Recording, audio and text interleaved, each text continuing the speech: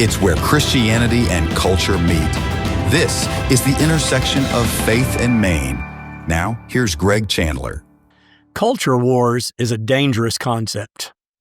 While argument can be made that this term dates back to the 1920s, its primary modern usage began around 1991 with a publication entitled Culture Wars: The Struggle to Define America. It's written by James Davison Hunter. Since then, culture wars has been used to describe differences over issues of morality and their place in the public square. At the intersection of faith and Maine, culture wars loom large. But how should a Christian deal with these issues that have often blurred the lines between politics and religion? The answer is not always an easy one. One danger in the term culture wars relates to the object of victory, and there has often been the propensity to consider victory in terms of political dominance. To seize the reins of power, both individuals and groups have played to the moral proclivities of different segments of the population. As moral issues have been politicized, victory has become less about overcoming evil, more about overcoming the opposition. People of God must understand that such attitudes weaken the seriousness given to these sinful behaviors and take the focus off pleasing God as we stand with Him against the devil. For the past 45 years, one of the leading battles in the culture wars has been over terminating the life of the unborn. Politically speaking, this has seen the coalescing of two groups, typically identified as pro-life and pro-choice. A politician's position on this issue can sometimes mean the difference between political victory or defeat. Often lost in the debate is the reason life should be cherished. As we consider this divisive topic, it is important to first set the historical stage for the discussion. However, determining the history of thought toward abortion in the United States is a rather tricky business. This is because history is often presented through the lens of the partisan belief on the topic. Still, most historians seem to agree that much of the nation's history on abortion was not considered a religious topic at all. Early abortions were performed quietly, typically by midwives who used traditional herbal methods of ending the pregnancy prior to the quickening or the movement of the unborn. As medical knowledge increased, concern increased that the midwives and doctors who performed abortions were unqualified. In 1857, this brought the newly formed American Medical Association to call for legislation to regulate the practice. The intended goal was to end the midwife hold on the abortion industry. The AMA lobbied states to toughen abortion laws and took the position that life begins at conception rather than at quickening. The next 100-plus years witnessed various changes in attitude regarding the practice. States would pass anti-abortion laws and sometimes prosecute offenders, while at other times they would simply look the other way and not prosecute. Dr. Mary Fissel, professor of the history of medicine at Johns Hopkins University, states that this meant abortion laws toughened in the late 1800s, but grew laxer in the 1920s and especially the 1930s, as the Depression made supporting a child more difficult. Following World War II, there was again a strong push against abortion, and it was not until the 1960s that attitudes began to become less restrictive. In 1973, decisions were taken out of state control as abortion law was legalized in the United States, with the Supreme Court's decision handed down in Roe v. Wade. Based on this decision, abortion became legal in all 50 states. Those who have been in support of abortion have long framed the discussion in terms of women's rights. This, perhaps, is best illustrated by the modern-day rally cry of "My body, my choice." It has also been linked to civil rights. Dr. Fissel, who was earlier quoted, certainly takes this perspective. In giving her opinion on abortion history, she stated that women who were well-to-do have always managed to get abortions, almost always without a penalty.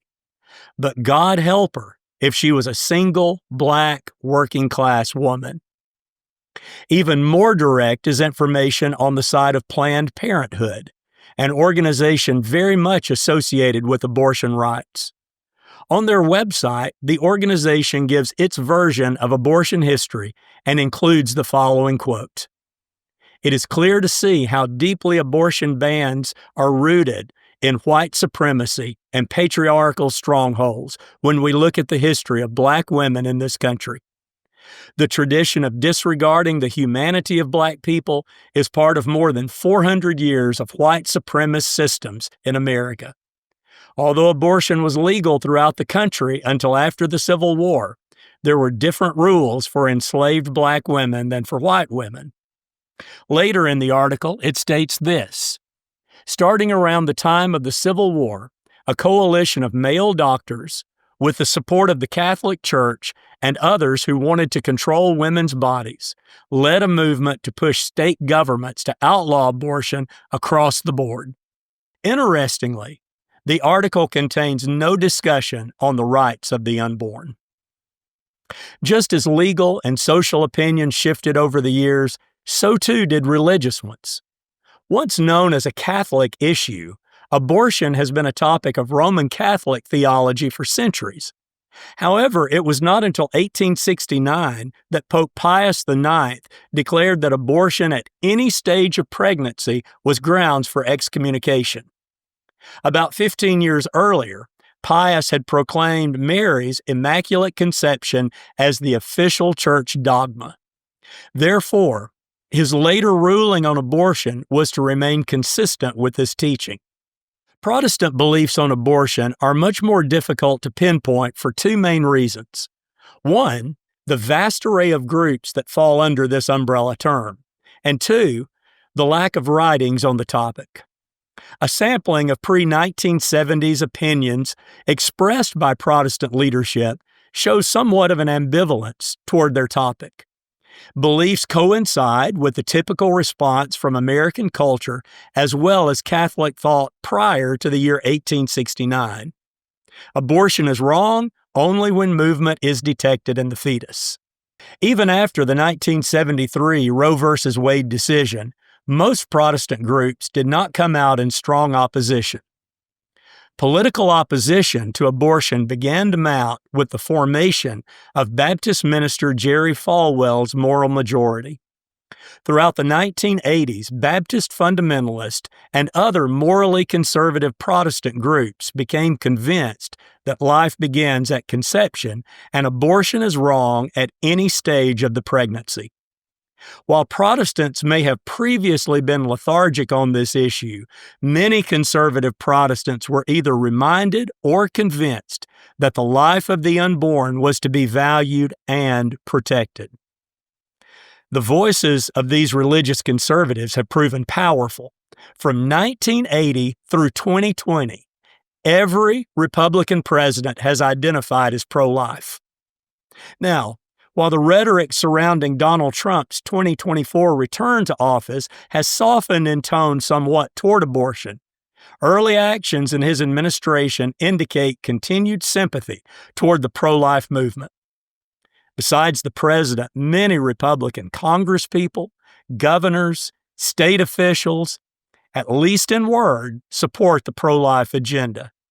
Politically speaking, opposition to abortion reached a political crescendo in 2022 when the Supreme Court's decision handed down in Dobbs v. Jackson reversed the Roe v. Wade decision that legalized abortion nationally. The new decision returned power to the 50 states. While anti-abortion advocates were pleased with the Supreme Court's 2022 ruling in Dobbs v. Jackson, the impact of the decision has been surprising. Interestingly, support for abortion rights has risen slightly since the decision.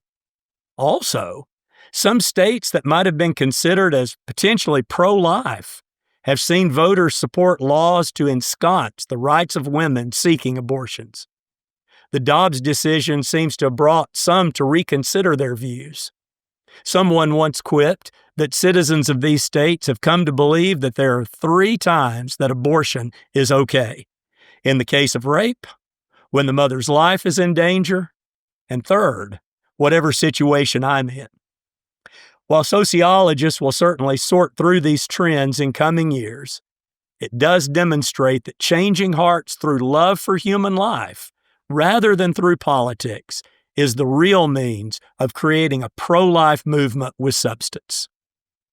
Now, with this brief look at historical, political, and religious views toward abortion, a more basic question should be asked. Why is it that women make the decision to end the lives of the unborn?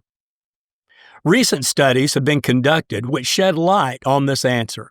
The top 3 reasons are as follows. Not financially prepared was stated by about 40%. Not a good time for me personally, 36%. And issues with partner, 31%. In 2005, the Guttmacher Institution conducted an extensive survey on this topic. Though the survey was conducted 2 decades ago, the reasons are in keeping with more recent surveys. According to the Guttmacher survey, among the structured survey respondents, the 2 most common reasons for having an abortion were these: having a baby would dramatically change my life, and I can't afford a baby right now. That was cited by near 74% of respondents. A large proportion of women cited relationship problems or a desire to avoid single motherhood. That was about 48%. Nearly 4 in 10 indicated that they had completed their childbearing, and almost 1/3 had stated that they were not ready to have a child. Women also cited possible problems affecting the health of the fetus or concerns about their own health. 13%, 12% respectively to those issues. Respondents also wrote in a number of specific health reasons, from chronic or debilitating conditions such as cancer and cystic fibrosis to pregnancy-specific concerns such as gestational diabetes and morning sickness.